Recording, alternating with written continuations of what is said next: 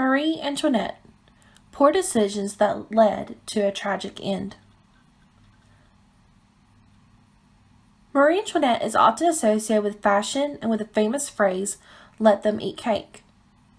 Was there more to the Queen of France than a materialistic foreigner that only put France further into debt? The simple answer to this question is yes. Marie Antoinette was a victim of her time and a true pioneer for the feminist movement even before it was popular. This video will explore more about Marie Antoinette and view it from a different perspective than what the history books tell. In the end, one will discover that Marie Antoinette did make some poor decisions in her life, but that will make one empathize with her rather than condemn her.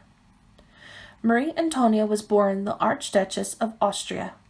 She was the youngest daughter of the Empress Maria Theresa and Francis I, the Holy Roman Emperor. She grew up in the Hofburg Palace. She was much loved by her parents.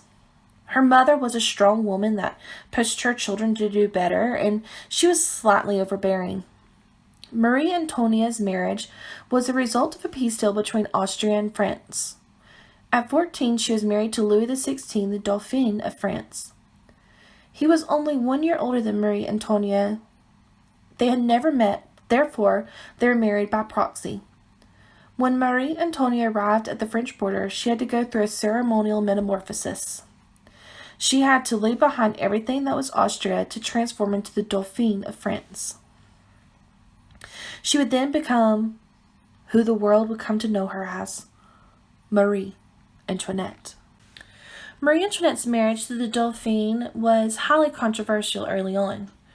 When King Louis XV died 4 years into their marriage, the Dauphin and Dauphine still didn't have an heir. They had yet to even consummate their marriage. It, of course, wasn't the fault of the Dauphin, now king, because such a thing was unthinkable. It was considered Marie Antoinette's fault because she had not inspired the king yet. It took 7 years for the wedding to be consummated, but thankfully a child was born the following year. This was when the people started to voice their opinions of hatred for the queen more boldly than before. There were pamphlets circulated amongst the people of Marie's huge sexual appetite. There were even images depicting her as a beast. When her second child was born, the people didn't rejoice. Instead, they questioned his legitimacy and right to the throne. She actively sought out publicity for her fashion as she thought it would establish her prestige and power. Marie Antoinette decided to become more involved in the politics of the country towards the last part of her reign.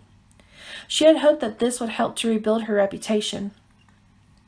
This proved to be too little, too late. She had finally matured and seen the benefits in knowing how the country worked. The people of France, however, were not as willing to accept the queen given her meager attempt to act like a queen. A lady named Jeanne de la Motte felt that she was cheated from her ties with the royal family and therefore devised a scheme to gain money and possibly win favor with the royal family again. The scandal was called the Diamond Necklace Affair, and it lasted from 1784 to 1785.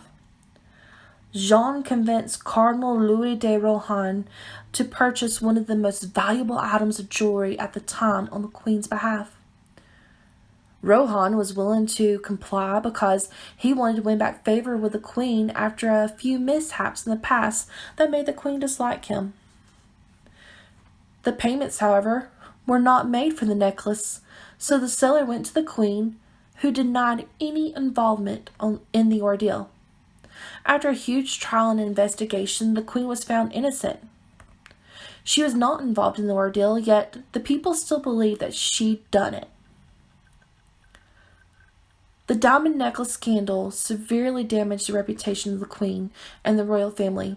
It was one of the many reasons for the French Revolution. One of the most gruesome and hate-filled time periods for the royal family, and especially the Queen, was during the October Days. The October Days took place on October 5th through the 6th of 1789.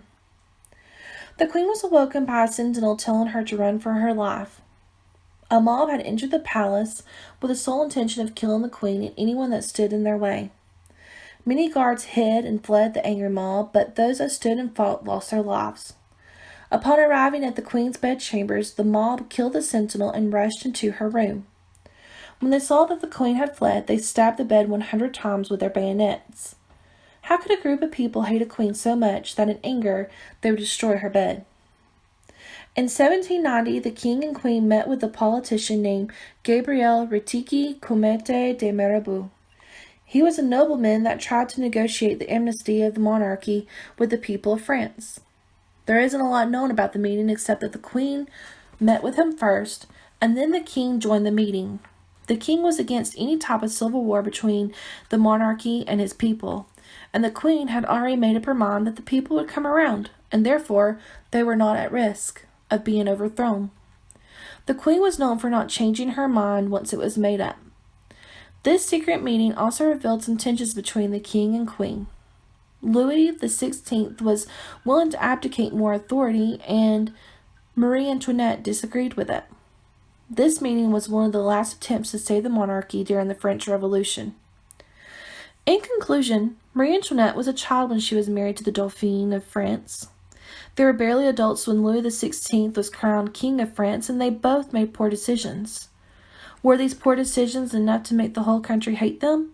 Or was the hatred rooted in years of rumors, lies, and scandals, all twisted to put Marie Antoinette in the worst possible light? Marie Antoinette was more than a queen. She was a wife, mother, and daughter. She was just like every other wife, mother, and daughter. Marie Antoinette was sent to an unfair trial and then the guillotine because of the public's view of her, which was based on untrue rumors. Marie Antoinette's life was a tragedy, and it is only now, over 200 years later, that she is finally getting the pardon that she deserves. Thank you.